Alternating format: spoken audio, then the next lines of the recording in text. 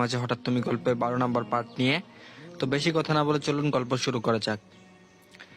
আলভি মায়ের রুম থেকে বেরিয়ে নিজের রুমে আসে। অস্থিরতায় ঘামছে পুরো শরীর। রুমে এসে টাওয়েল নিয়ে ওয়াশরুমে ঢুকে যায়। শাওয়ার না নেওয়া পর্যন্ত আর ভালো লাগবে না। গেস্টরা ফ্রেশ হয়ে নিচে নেমে আসে। তাদের সকলের জন্য হালকা নাস্তা পানির ব্যবস্থা করা হয়েছে। সবাইকে খেতে দেওয়া হয়। খাওয়া শেষ করে সবাই আবার সোফায় বসে। বাড়ির সবাই ড্রয়িং রুমে উপস্থিত থাকলেও মায়া আর আলভি নেই। লীরা বসা থেকে উঠে সিঁড়ি বেয়ে উপরে উঠে আসে। দাঁড়ায় আলভির রুমের সামনে এসে। ডোর ঠেলা দিয়ে বুঝতে পারে ভেতর থেকে লক করা। মায়া আর আলভি রুমের ভেতর একসাথে রয়েছে নাকি। লীরা যতটুকু শুনেছে আলভি এখনো মায়াকে সহ্য করতে পারে না। ডিভোর্স দেওয়ার জন্যই দেশে এসেছে। তাহলে দুজন একসাথে বন্ধ রুমের ভেতর কি করছে? মায়ের কাছ থেকে শুনেছিল আলভি দেশে এসেছে মায়াকে ডিভোর্স দেওয়ার জন্যই, কিন্তু ডিভোর্স হয়েছে নাকি সেটা আর পরে জানতে পারিনি। কয়েকবার জিজ্ঞেস করলেও ওর মা বলতে পারেনি, কারণ ওর মা নিজেও জানে না পরে কি কি হয়েছে বা ঘটেছে, সেগুলো তার অজানা। কারো পায়ের শব্দ পেয়ে ঘাড় ঘুরিয়ে তাকায়। মায়া করিডোর দিয়ে হেঁটে এগিয়ে আসছে সিঁড়ির দিকে। মায়া লীরাকে আলভির রুমের সামনে দেখেও পাত্তা না দিয়ে সিঁড়ি বেয়ে নিচে নেমে যায়। লীরা বুঝতে পারে আলভি রুমের ভেতর একাই আছে। ডোর নক করে কয়েকবার, ভেতর থেকে কোনো সারা শব্দ আসে না। আবার নক করার জন্য হাত উঁচু করতেই ডোর খুলে দেয় আলভি। সামনে লীরাকে দেখে কপাল ভ্রু কুঁচকে যায়। এই মেয়ে এখানে কেন? তারপর বলল, একা একা রুমের ভেতর কি করছো? আলভি বলল, বউ কথা শুনছে না তাই একাই শুয়ে আছি। লীরা বলল, মানে? আলভি বলল, কিছু না, কিসের জন্য এসেছো সেটা বলো। লীরা বলল, তোমার সাথে গল্প করতে এলাম। আলভি বলল, নিচে গিয়ে সকলের সাথে গল্প করো, আমি এখন বের হব। লীরা বলল, কোথায় যাবে? আলভি বলল, ঘুরতে যাব। লীরা আবার বলল, আমিও যাব তাহলে। ঢাকা শহর তো সেভাবে কখনো ঘুরে দেখা হয়নি আমার। আলভি বলল, আমার ফিরতে অনেক লেট হয়ে যাবে, অন্য কোনো দিন সকলকে নিয়ে ঘুরতে যাব, এখন তুমি নিচে যাও। বলে লীরার মুখের উপর ডোর বন্ধ করে দেয়। লীরা হা করে ডোরের দিকে তাকিয়ে রইল। এভাবে অপমান করলো। ঘন্টাখানিক পর রেডি হয়ে রুম থেকে বেরিয়ে আসে আলভি। ড্রয়িং রুমে আসতেই সকলের সাথে দেখা হয়, কিন্তু মায়াকে দেখতে পেল না। মনে মনে একটু খুশি হয়, যাক ওর কথা শুনেছে তাহলে। কিন্তু নাইমুর কোথায়? ওই বদ ছেলে তো এখানে নেই। ধক করে ওঠে আলভির বুকের ভেতর। আহারে, ওর বউ কোথায় গেল? মাহিত নিজের রুম থেকে বেরিয়ে আসে। সাজ্জাদ বলে, এভাবে তৈরি হয়ে কোথায় যাচ্ছ তোমরা দুজন? আলভি বলল, বাইরে যাব একটু। সাজ্জাদ বলে, আমিও যাব তাহলে। সাজ্জাদের ছোট ভাই সাদাত বলে, তাহলে আমিও যাব তোমাদের সাথে। এই সুযোগে আলভি বলে, তাহলে নাইমুর কেউ নিয়ে যাই। নাইমুর কোথায়? নাইমুর সিঁড়ি বেয়ে নামতে নামতে বলে, এই যে আমি। কোথায় যাওয়ার কথা হচ্ছে? সাজ্জাদ বলে, কোথায় ছিলি এতক্ষণ? নাইমুর বলে, অফিসে। আলভি বলে, অফিস কোথায় পেলি বাড়িতে? সাদাত বলে, এই অফিস সেই অফিস না ব্রো, এই অফিসে গিয়ে সবাই নিজেকে হালকা করে। সাদাতের কথা আলভি বুঝতে একটু সময় লাগে। তারপর বলে, আচ্ছা চলো সবাই। সোফায় বসে থাকা আলভির মামা বলে, যেখানে যাও বেশি রাত করো না কেউ, দ্রুত ফিরে এসো। আলভি বলে, আচ্ছা। বাড়ি থেকে বেরিয়ে যায় 5 জন। শামসুন নাহার বেগম মায়ার রুমে আসেন। মায়া তখন মান্তাসাকে নিয়ে খেলতেছিল নিজের রুমে। ওর বেশি মানুষজন ভালো লাগে না এখন, তাই নিজের রুমে এসে বসে আছে। শামসুন নাহার বেগম বলল, কি করছো মায়া? মায়া বলল, এই তো বসে আছি নানু, বসুন। উপরে উপরে হেসে কথা বললেও ভেতরে ভেতরে রাগ হয় মায়ার। এই বুড়িকে ওর দু চোখে সহ্য হয় না। শামসুন নাহার বেগম বেডের উপর বসেন মায়ের পাশে। মান্তাসার সাথে একটু কথা বলে মায়ের দিকে তাকান। তারপর বলে, একা একা রুমে বসে আছো কেন? মায়া বলল, মান্তাসা নিচে নামতে চাইছিল না তাই ওকে নিয়ে এখানে বসে আছি। শামসুন নাহার বলেন, তা কি ভাবলে? মায়া বলল, কি ভাববো? শামসুন নাহার বেগম আবার বলেন, তোমার আর আলভির সম্পর্ক নিয়ে। মায়া বলল, কি? শামসুন নাহার বেগম বলেন, ওর সাথে সংসার করবে নাকি অন্য ছেলেকে বিয়ে করবে? শুনলাম আলভি নাকি তোমাকে ডিভোর্স দিতে রাজি হচ্ছে না। মায়া বলল, কেন নানু, নাতিকে আবার বিয়ে করানোর জন্য মেয়ে দেখে রেখেছেন নাকি? শামসুন নাহার বেগমের মুখটা ছোট হয়ে যায়। মেয়েটা চেটাং চেটাং কথা শিখে গেছে এখন। মায়া আর কিছু না বলে মান্তাসার দিকে তাকিয়ে রইল। এই বুড়ি কম কথা শোনায়নি ওকে।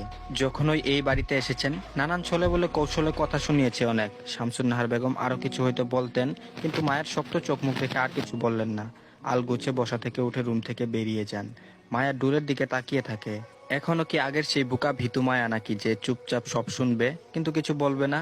যদি তাই ভেবে থাকে তাহলে ভুল ধারণা। এই মায়া আর চুপ থাকবে না, নিজের উপর করা অন্যায় আর মেনে নেবে না। একটা কথা শোনাতে আসলে 10টা শুনতে হবে। তারপর মান্তাসা বলল, ফুপ্পি। মায়া বলল, বলো বেবি। মান্তাসা বলল, ছোট আব্বু যাব। তারপর মায়া বলল, কেন, আমার কাছে থাকলে কি হবে? মান্তাসা বলে, চলো। মায়া বলল, না যাব না। তারপর মান্তাসা আবার বলল, প্লিজ পুপ্পি। মায়া বলল, তুমি একা যাও, আমি যেতে পারবো না। মান্তাসা বলে, কেন?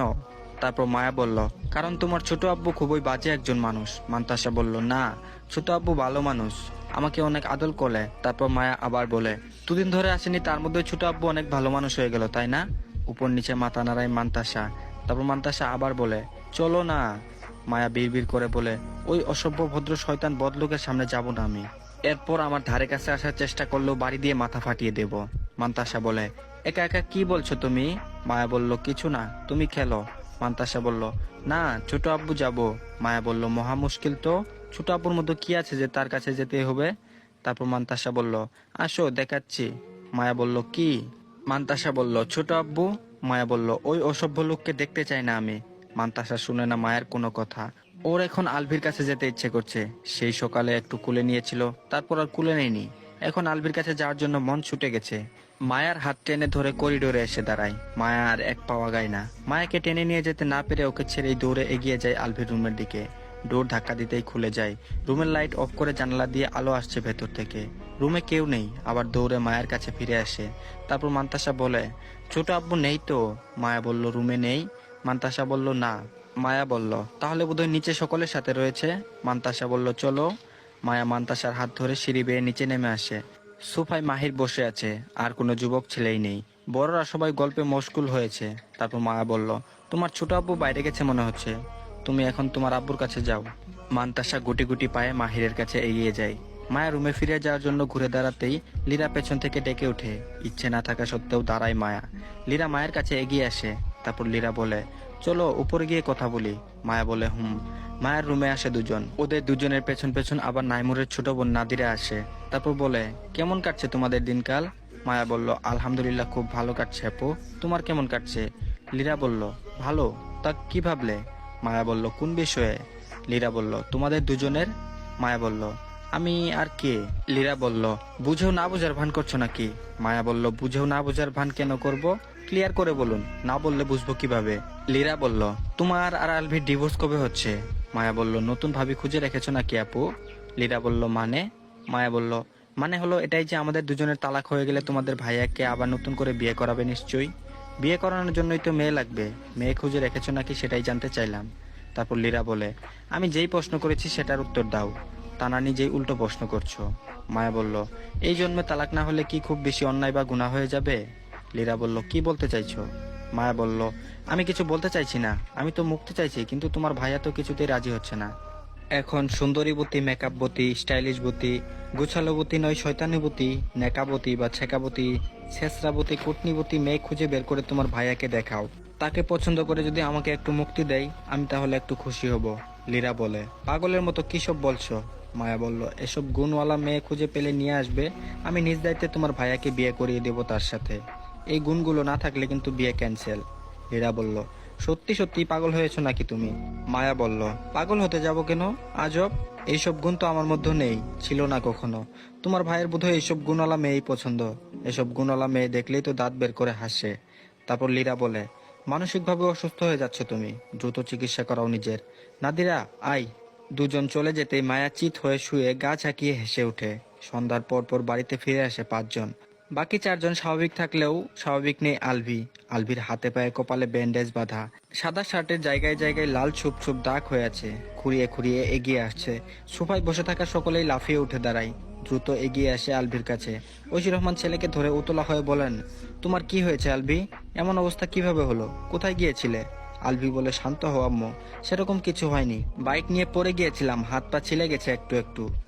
ঐশী রহমান বলেন, কিভাবে পড়লে? আলভি বলে, চালাতে গিয়ে। তারপর সাদাত বলে, ভাইয়া বাইক চালাতে পারে না, দুদিন শিখেছে, আজকে ভালোই চালাচ্ছিল, গিয়ার বাড়িয়ে টান দিতে বাইক নিয়ে রাস্তায় চিটপটাং হয়ে গিয়েছিল, আর এখন এই অবস্থা। তারপর কয়েকজন অবাক হয়ে বলে, আলভি বাইক চালাতে পারে না? আলভি বলে, বাইক চালাতে না পারাটা কি অনেক বড় পাপ? না মানে এত বড় হয়েও বাইক চালাতে পারো না তাই আর কি। তারপর আলভি বলে, আগে কোনোদিন চালাইনি, তাহলে শিখবো কিভাবে? তারপর নাইমুরের ছোট ভাই বলে, জার্মানিতে বাইক নেই? আলভি বলে, জার্মানিতে বাইক আছে, কিন্তু আমার তো মুতার সময়ও নেই, তাই চালানো শিখতে পারিনি। আলভির কথা শুনে ছোট বড় সকলের অবস্থা দেখার মতো। এমনভাবে আলভির দিকে তাকিয়ে আছে যেন অবিশ্বাস্য কিছু দেখে ফেলেছে বা শুনে ফেলেছে। আশ্চর্য, এই ছোট্ট একটা কথার জন্য এভাবে তাকিয়ে থাকার কি হয়েছে? তো আজকের পর্বটি এই পর্যন্তই। আশা করছি সবার ভালো লেগেছে।